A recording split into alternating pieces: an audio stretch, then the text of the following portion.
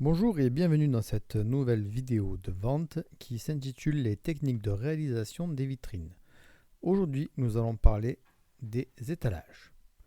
Alors, l'objectif de cette vidéo, c'est de citer les différents types d'étalages, à savoir l'étalage de masse, l'étalage de présélection, l'étalage de sélection et l'étalage de prestige. Donc, nous allons voir tout ceci en détail. Commençons tout d'abord par savoir ce qu'est un étalage. Alors, un étalage, c'est tout simplement une présentation des produits dans les vitrines extérieures, c'est-à-dire celles que vous voyez quand vous vous promenez dans la rue. Donc, c'est la manière de présenter les produits à l'intérieur. Et également dans les vitrines intérieures, quand on est à l'intérieur d'un magasin et qu'on voit les vitrines. Donc, ceci, ce sont les étalages. Quel est l'objectif d'un étalage ? L'objectif d'un étalage, tout d'abord, c'est d'attirer l'attention. Quand on passe dans la rue, ça va attirer l'œil quand on va voir la vitrine, la disposition, la manière dont c'est mis. On l'a vu dans une vidéo précédente, comment réaliser une belle vitrine. Donc, avec tout ce qu'on a vu, l'un des objectifs, c'est d'attirer l'attention. Ensuite, c'est d'éveiller l'intérêt et la curiosité aussi du client. Ensuite, c'est de déclencher le désir. Quand on va passer devant l'étalage, on va avoir envie d'acheter le produit qui est présenté.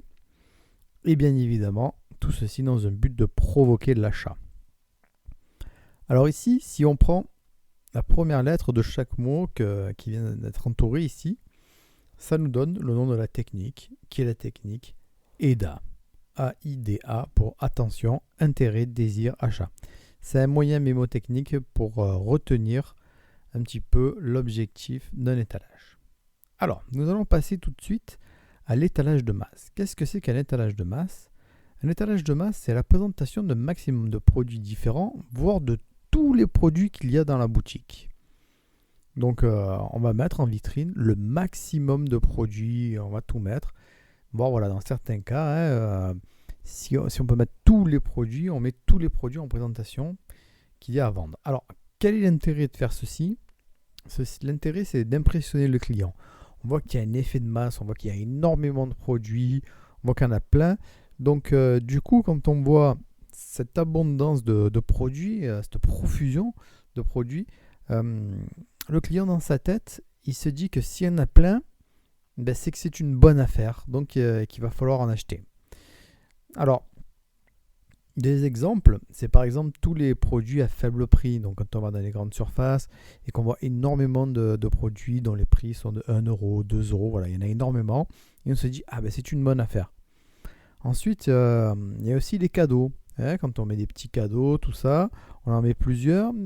C'est un petit peu l'effet qui est recherché pendant la période des promotions ou pendant la période des soldes. Quand on fait des promotions, on met plusieurs produits, on les voit souvent à l'entrée du magasin. Voilà, lors des soldes aussi, on en met plusieurs. Et dans la tête du client, hop, il y en a plusieurs, bonne affaire, donc ça va le pousser à acheter. L'étalage de présélection. Alors, l'étalage de présélection, qu'est-ce que c'est ? C'est la présentation d'un échantillon de produits. En principe, on va mettre un produit par gamme. En fait, ça permet de représenter la totalité de l'assortiment. C'est-à-dire qu'on ne va pas mettre tous les produits comme dans le premier étalage de masse. On va mettre un seul par gamme.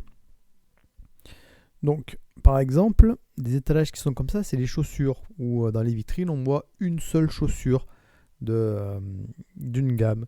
Mais voilà, on ne met pas toutes les chaussures qu'il y a à vendre, contrairement à l'étalage de masse où on peut prendre tous les objets qui sont à vendre. Ici, on en met un seul et ensuite, on va chercher dans la réserve ou dans des cartons, par exemple pour les chaussures, dans les boîtes à chaussures, les produits restants. Même chose pour le prêt-à-porter qui est en présentation et ensuite, on peut aller chercher le produit que l'on veut acheter. Ensuite, nous allons passer à l'étalage de sélection. Donc, à ne pas confondre avec l'étalage de présélection. Donc, l'étalage de sélection, c'est l'exposition d'une petite partie de l'assortiment, mais pour représenter les produits les plus caractéristiques. C'est-à-dire qu'on ne va pas présenter toutes les gammes que l'on a. C'est pas comme les chaussures, on va mettre une chaussure de chaque chaussure qu'on a à vendre. Non, on va mettre en fait que les produits les plus caractéristiques. Et ensuite, le client viendra et dans sa tête, il sait qu'il y aura d'autres produits à vendre. Alors, par exemple, qu'est-ce que nous avons comme produit ? Nous avons par exemple les articles de sport qu'il y a dans les vitrines. Par exemple, dans une vitrine, il peut y avoir des articles de sport pour du football. Mais voilà, on sait très bien que dans le magasin, on va aussi trouver des articles pour jouer au rugby. Pareil pour les meubles. Dans les vitrines des magasins qui vendent des meubles, il va y avoir par exemple une table, mais on sait très bien que dans le magasin, on va trouver une armoire, etc., etc. Même chose pour les parfums que l'on met en avant dans les vitrines. On met un seul parfum, mais ensuite on sait qu'il y a plusieurs parfums dans le magasin. Enfin, l'étalage de prestige. Alors, l'étalage de prestige, hein, comme son nom l'indique, on va exposer, c'est-à-dire on va mettre en avant un produit d'une seule marque. Alors, pourquoi on fait ceci? On fait ceci pour lui créer de la notoriété. Alors, on va exposer un produit, une seule marque, et du coup, on va créer une ambiance luxueuse. Hein, le produit, il n'y en a qu'un seul, il est rare, donc c'est normal qu'il soit cher. Voilà, tout ça pour mettre en place, pour créer une ambiance de luxe. Alors, bien évidemment, ce sont tous les produits de luxe qui sont présentés de cette manière-là. Les bijoux, les montres, voilà, les montres de luxe, etc., etc. Voilà.